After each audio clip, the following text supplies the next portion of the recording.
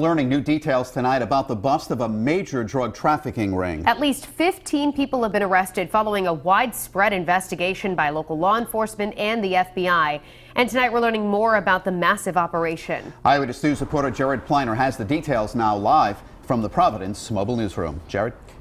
Mike and Shannon, this 185-page federal affidavit details Operation Triple Play, ongoing since September and named for the three previously drug trafficking convicted brothers said to be at the top of this significant. Federal, state, and local authorities smash a suspected regional drug trafficking ring based in Rhode Island. 15 arrests, drugs from Mexico seized. Approximately 4 kilograms of suspected heroin, 1.5 kilograms of suspected fentanyl, and 2 kilograms of cocaine. And 12 more kilograms of a powder that needs to be tested. The heroin seized, the 4 kilogram, represents approximately 40,000 individual doses of poison. Three brothers, Juan, Hector, and Claudio Valdez of the Dominican Republic, are the accused ringleaders. Officials say they had stash houses in Woonsocket and Cranston. The drugs distributed to mid-level dealers in Providence, Boston, and Hartford.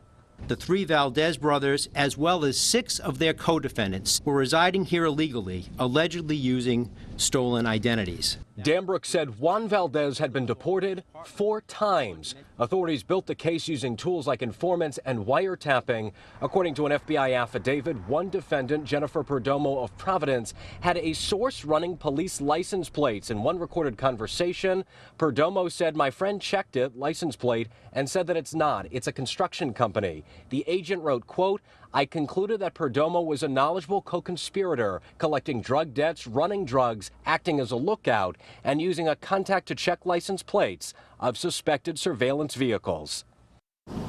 Now today, the acting U.S. attorney said he has no information as to whether that contact is in law enforcement, but he assures the public the office will be looking into that.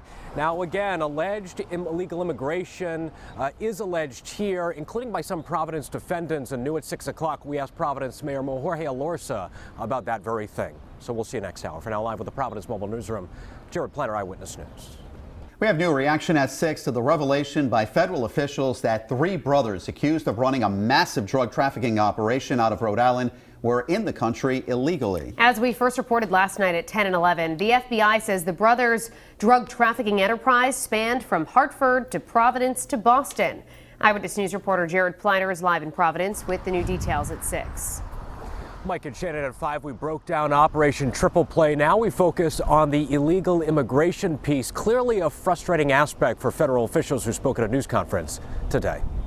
And the FBI. Federal, state, and local authorities bust a suspected New England drug trafficking ring with stash houses in Woonsocket and Cranston. Kilos of Mexican heroin, cocaine, and fentanyl seized. Dominican brothers Juan, Hector, and Claudio Valdez, the accused leaders. All convicted drug traffickers who have been previously deported from the United States.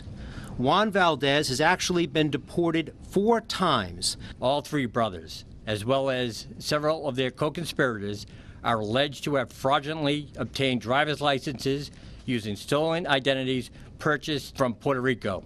Officials say the Valdez brothers paid to have Dominicans brought in illegally to help them. Some of the defendants live in Providence. Mayor Jorge Alorza described it as a sanctuary city where police don't ask residents about their immigration status. Critics say that is a mistake. Providence cooperated with the federal law enforcement agents to make sure that we get these folks. If people are committing crimes, especially violent crimes, and they're undocumented, they should be deported. There's no debate there. What we're looking out for is people who perhaps forgot to put a turn signal on.